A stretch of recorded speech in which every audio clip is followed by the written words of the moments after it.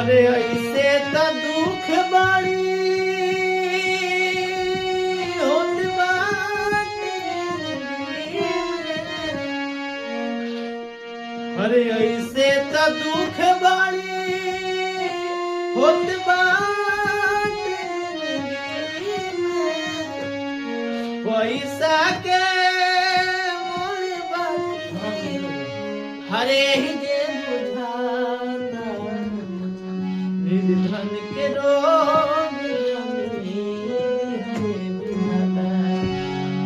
निर्धन के रोग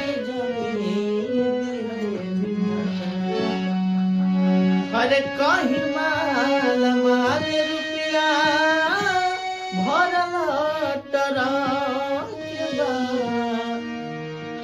हर बड़े बड़े लोग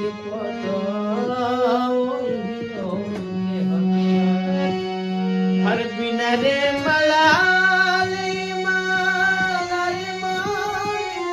के पैसा के मोल बाटी हरे जे बुझाता।